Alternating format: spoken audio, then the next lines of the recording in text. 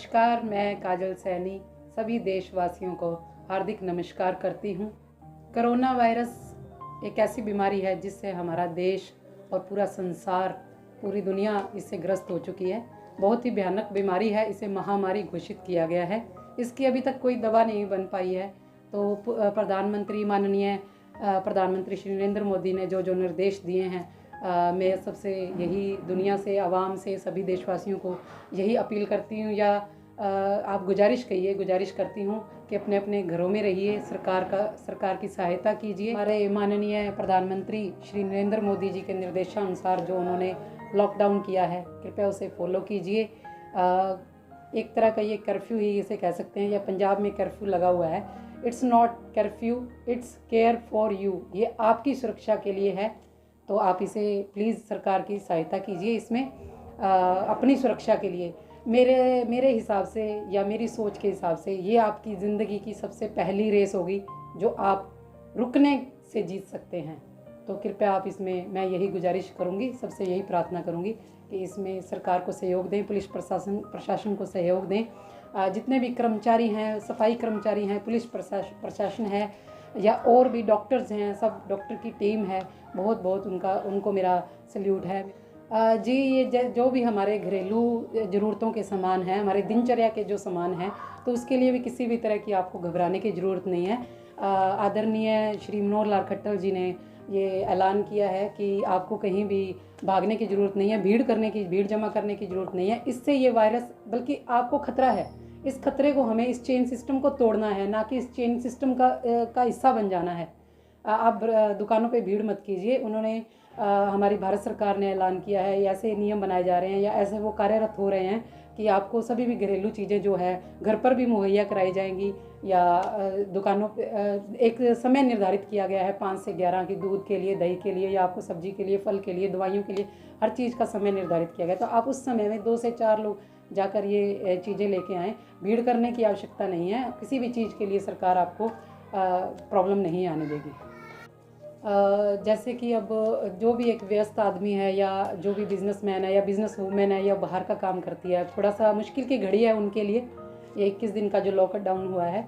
लेकिन मैं यही कहूँगी कि जैसे मैं व्यस्त रहती हूँ तो मैं बहुत कम घर के कामों को देख पाती थी, तो मुझे बहुत अच्छा मौका मिला है।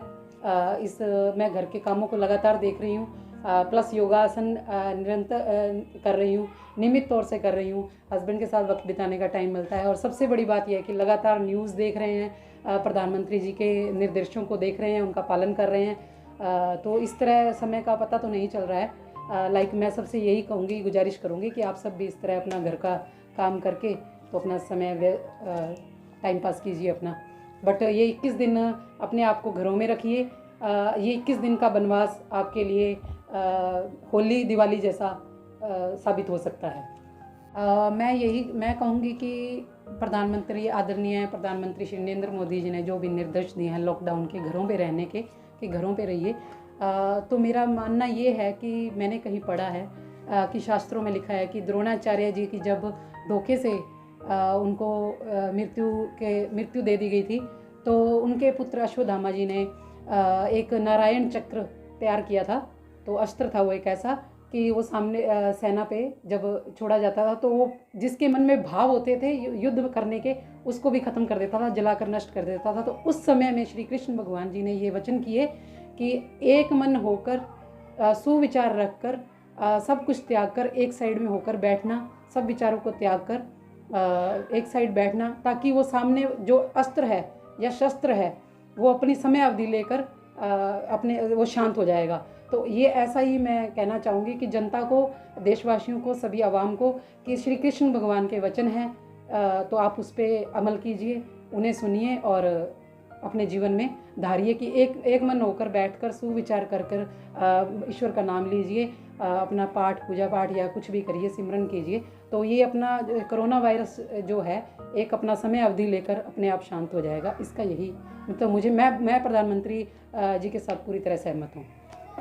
जी, मैं भारत सरकार को बहुत सल्यूट करती हूँ कि उन्होंने कोरोना वायरस के साथ साथ वो हमारे देश के दुश्मनों के साथ भी लड़ रहे हैं। लगातार उनसे लड़ते हुए, नक्सलियों से लड़ते हुए हमारे 16 सैनिक 16 नौजवान शहीद हुए हैं, तो उन शहीदों को, वो अमर हुए हैं, शहीद हुए हैं, तो उन शहीदों को सल्यूट करती हूँ। उनको बहुत बहुत उनके चरणों में कोटि कोटि मेरा नमन है।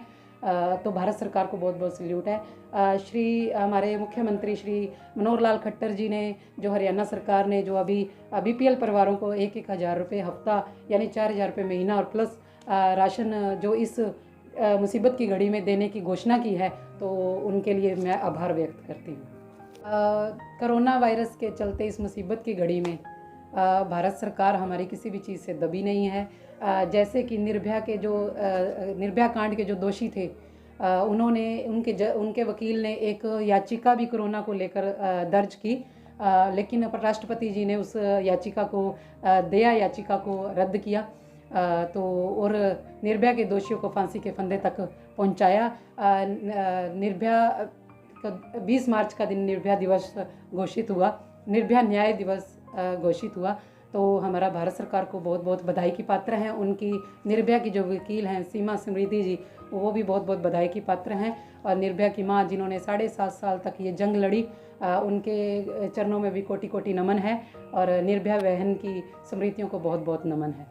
रूबरू चैनल का और मनोज सोनी जी का बहुत बहुत आभार व्यक्त करती हूँ कि स्टे सेफ, स्टे हेल्थी।